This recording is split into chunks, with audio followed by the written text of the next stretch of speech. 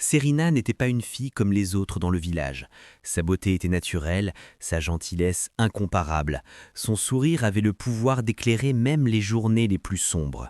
Mais derrière ce sourire se cachait une histoire de perte et d'épreuve.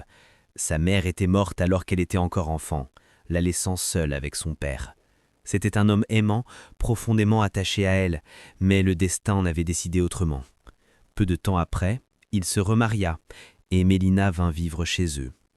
Au début, Serena espérait y trouver une figure maternelle affectueuse, quelqu'un qui prendrait soin d'elle comme sa véritable mère. Mais Mélina n'était pas cette personne. Dès le premier jour, elle vit Serena comme une rivale. Elle avait une fille à elle, mais peu importe ce qu'elle faisait, son propre enfant ne pouvait jamais rivaliser avec la grâce et la beauté naturelle de Serena. Chaque fois que Mélina regardait Serena, une jalousie brûlante s'allumait en elle. Elle détestait la façon dont les gens admiraient la jeune fille et la manière dont leur regard la suivait lorsqu'elle passait. Ce qui l'exaspérait le plus, c'était que Serena ne se montrait jamais arrogante ou fière de sa beauté. Elle restait humble, douce et gentille, ce qui n'arrangeait que plus encore la jalousie de Mélina. Un jour, une nouvelle se répandit dans tout le royaume. Un grand bal royal allait avoir lieu. C'était l'événement le plus attendu de l'année, et chaque jeune fille rêvait d'y assister. Le prince en personne y serait présent pour chercher sa future épouse. Le cœur de Serena s'emballa. Pour la première fois, elle se permit de rêver. Peut-être, juste peut-être, aurait-elle la chance d'y aller. Elle imaginait déjà le grand palais, les lumières étincelantes, la musique remplissant l'air. Mais plus que tout, elle rêvait d'une soirée où elle pourrait se sentir libre, libérée de sa tristesse et de la cruauté de sa belle-mère. Mais Mélina, cependant, avait d'autres plans. Dès qu'elle vit l'excitation dans les yeux de Serena, la haine envahit son cœur. Il était hors de question que cette fille brille au bal. Non, elle ferait tout pour anéantir les rêves de Serena avant qu'ils ne deviennent réalité. Plus l'enthousiasme de Serena grandissait, plus le plan machiavélique de Mélina se mettait en place. Dès l'instant où Serena mentionna le bal royal, le visage de Mélina s'assombrit.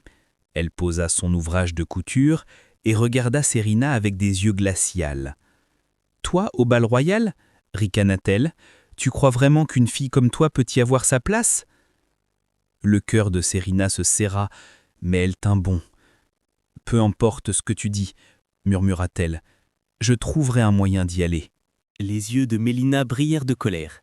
« Vraiment » dit-elle, un sourire cruel aux lèvres. « Très bien, voyons comment tu te prépareras pour un bal quand tu n'auras même pas une seconde pour respirer. » Le lendemain matin, Mélina tendit à Serena une liste interminable de corvées. Nettoyer toute la maison, laver tous les vêtements, récurer les sols jusqu'à ce qu'ils brillent et surtout préparer le dîner. Avant le coucher du soleil, elle jeta la liste sur la table. « Tu n'auras pas une seule seconde pour penser à ce stupide bal. » Les nains de Serena tremblèrent en voyant la liste. C'était impossible. Personne ne pouvait accomplir autant de tâches en une seule journée. Mais elle ne renoncerait pas, pas encore. Toute la journée, elle travailla aussi vite qu'elle le pouvait. Ses mains lui faisaient mal à force de frotter, son dos lui lançait à force de se pencher, mais elle ne s'arrêta pas. Elle ne laisserait pas Mélina gagner. Le soleil se couchait lorsqu'elle acheva la dernière tâche. Elle essuya la sueur de son front et s'accorda un petit sourire. Peut-être, juste peut-être, pourrait-elle encore y arriver. Mais Mélina l'observait depuis le début, et en voyant Serena encore debout avec de l'espoir dans les yeux, elle sut qu'elle devait aller plus loin. « Tu crois encore pouvoir aller à ce bal » murmura Mélina, sa voix étrangement douce. Elle s'avança, serrant les ciseaux dans sa main. « Voyons voir à quel point tu seras belle après ça. » Cette nuit-là, alors que Serena dormait paisiblement, inconsciente de ce qui l'attendait, Mélina se glissa dans sa chambre. D'un geste rapide, elle saisit une poignée des longs cheveux de Serena et commença à couper. La nuit était silencieuse, seule la respiration calme de Serena, épuisée par sa journée de travail, remplissait la pièce.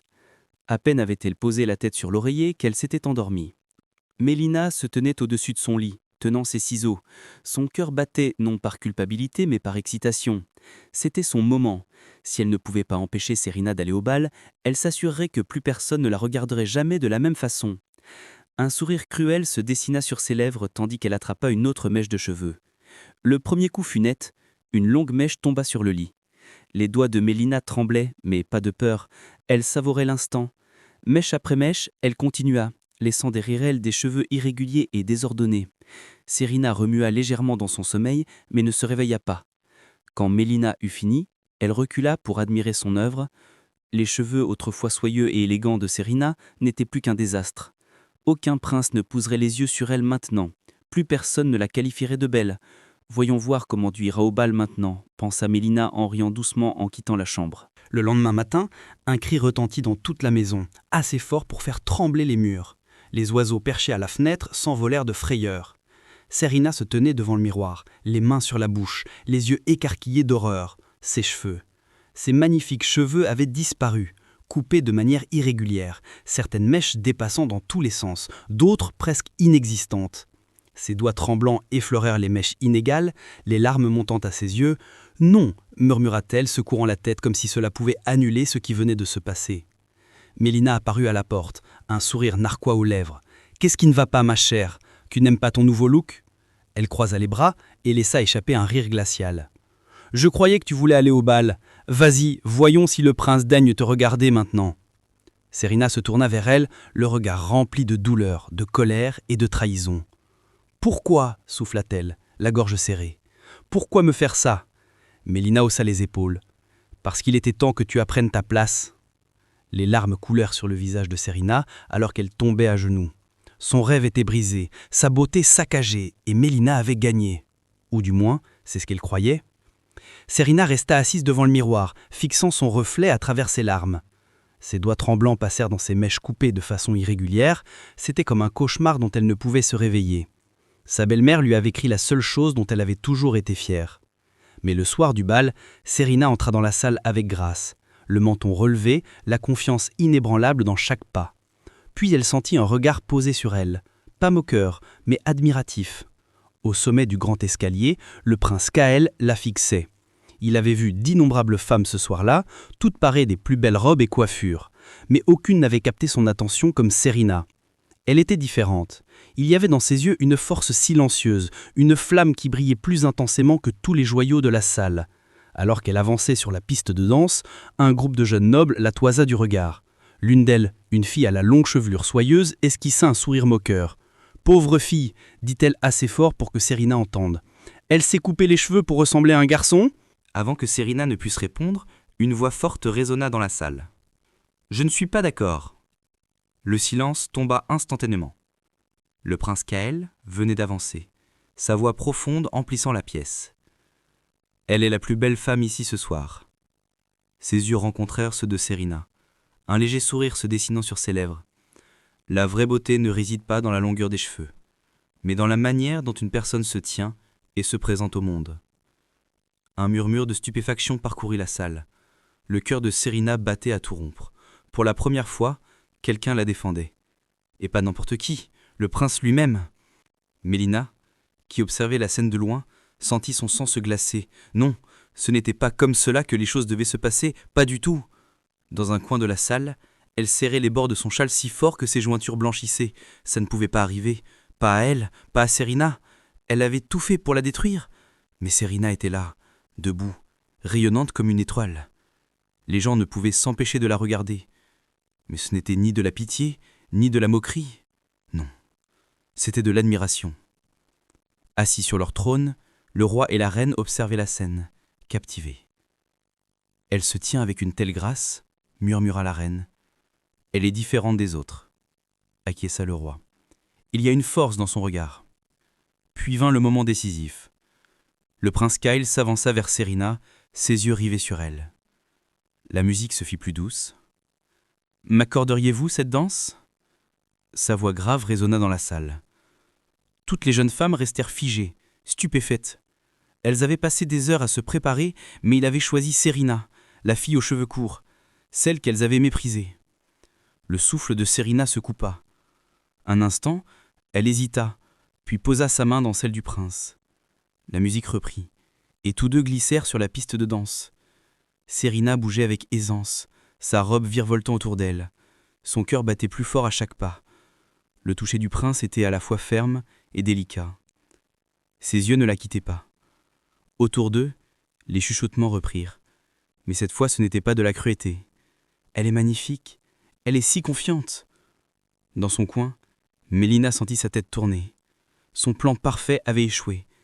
Elle avait essayé d'anéantir Serena, mais au lieu de cela, elle l'avait rendue inoubliable, et il n'y avait rien qu'elle puisse faire pour l'arrêter.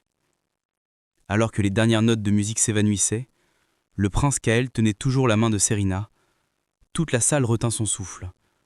Le cœur de Serena battait à tout rompre. Jamais elle ne s'était sentie aussi vue et précieuse.